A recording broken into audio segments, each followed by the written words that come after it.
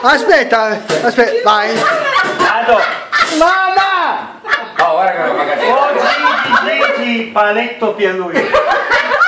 Sei nato nel lontano 66, sarà per questo che sei pieno di nei. Sei di pelo biondo come il sole, è uomo di fatti e di poche parole. Sei grande e grosso come un toro e re dei trasporti con relativi affari d'oro.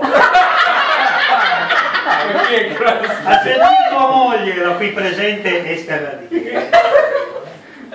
Sei stato grande amatore fino a ieri, ma da ora 47enne sei verso la quiete ormai perenne.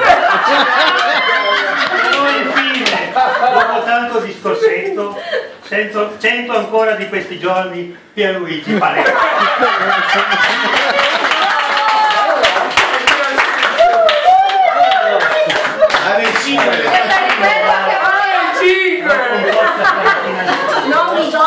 Non mi dormi.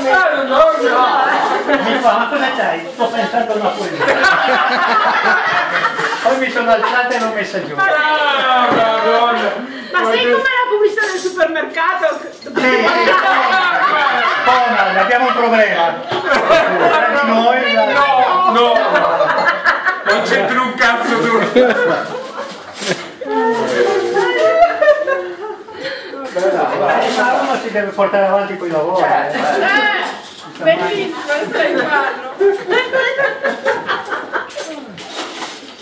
Ormai il domani. Ma io l'ho scritta poi.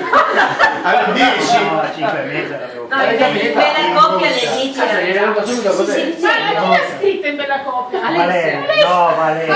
Alessia. Beh, però bisogna mettere le firme qua sotto. Beh, il poeta ha firmato il poeta. No, non l'ho firmato. Un poeta. Sai che io sono povero.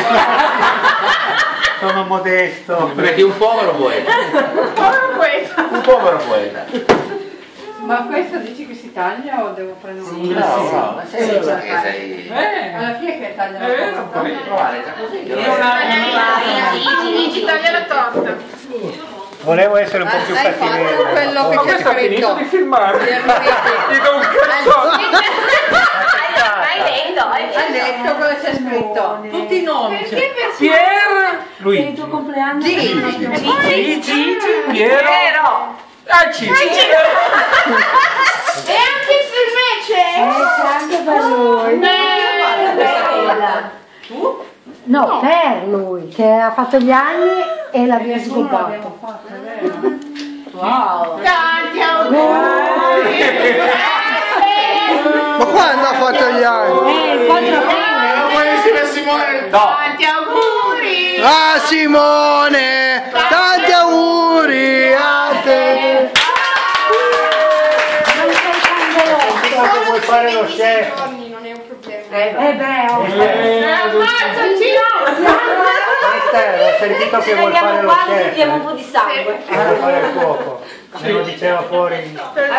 No, è indeciso tra il cuoco e il ginecologo. Uguale! La stessa cosa! Uguale!